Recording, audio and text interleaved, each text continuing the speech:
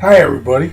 Bruce Peoples here with more incisive political commentary.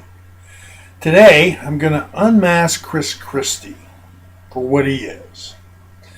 I was savagely amused yesterday watching him give his acceptance speech after he won the governor's race in New Jersey. Because the guy is such a slick politician, I've rarely seen somebody with these kind of skills, and it's a shame it's wasted on a guy like this. Because Chris Christie comes across and puts on the mask that he's a guy who works with others well, that he's a compromiser, that he's just out there to get things done, when in reality he's really nothing of the sort. And people are voting for the smoke and fire of his performance and the luck he got in Hurricane Sandy, showing that he was hugging the president and doing all the things that a leader should do. But in reality, Chris Christie is not what he says he is. Okay? Chris Christie is a right-wing Tea Party Republican, like Rand Paul, like Ted Cruz, like the rest of it. And the record shows that.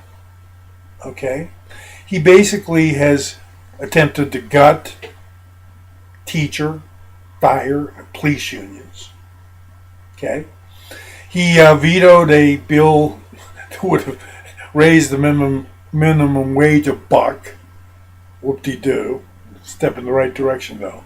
But he vetoed it, and then the state of New Jersey had a referendum on it and vetoed him, voting for increasing the minimum wage by like a 60 or 30% margin. Okay. He's also anti-marriage equality and vetoed legislation from the New Jersey House and Senate that would have given New Jerseyites equal rights as far as marriage. He vetoed gay marriage. Okay. But a higher court in New Jersey said his veto was unconstitutional. And so gay marriage is now the law in New Jersey. But not thanks to Chris Christie. What I'm fascinated with is this line of reasoning he's been using to win. He says, look, nobody agrees with anybody 100%, he says. The only person you agree with 100% is you. Just because you disagree with me is no reason to not vote for me.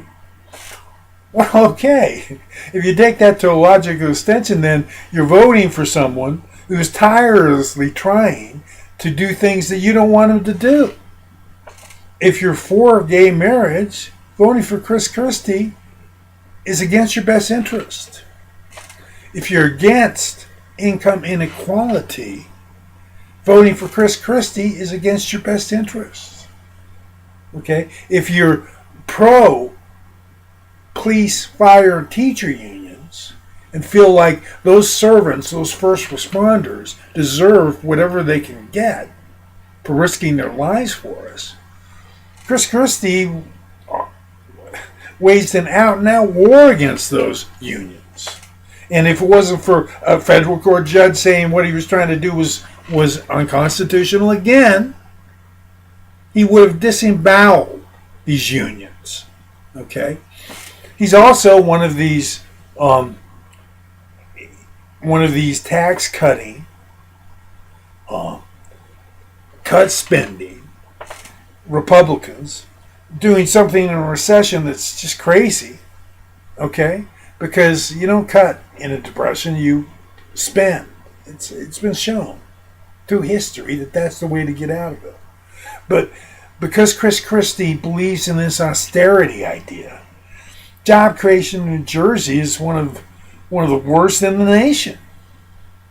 So this guy has been able to bamboozle people by saying, "I know you don't agree with me, but vote for me anyway." Well, while he's tirelessly trying to implement things that you disagree with. Okay? It completely explodes the old "I'll vote for the best man" theory. Because nowadays, the best man doesn't exist. The best man is a partisan. And if you vote for a Republican, you're going to get right-wing Republican Tea Party ideas, regardless of what he says. That's how these Republicans vote. And if you vote for a Democrat, even if he says he's wants to work with others and compromise, you're voting for somebody who believes in income equality, rights for women, and decency as far as minimum wage. So Chris Christie is exactly the opposite of what you want. And if you start voting for people who are going to implement policies that you're violently against, then you've been deceived. You've been bamboozled. And that's what Chris Christie is doing right now. He's a right-wing Tea Partier in sheep's clothing. He's actually a wolf, okay? And he gets by saying he's doing good things for New Jersey after Sandy. Well, the truth is that $840 million he got from the federal government, people can't track it. And people are saying that the rich and the powerful are getting their portion of the money first. And the middle class and the poor are getting the money to rebuild last. That's what Republicans do. They rig the system for rich people, okay? They cater to rich people.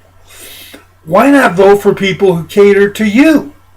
Cater to the middle class and cater to the poor. That's what needs to be done. We need to wake up and realize that what somebody believes matters, okay? More than what he says or pretends he can get done. Thanks.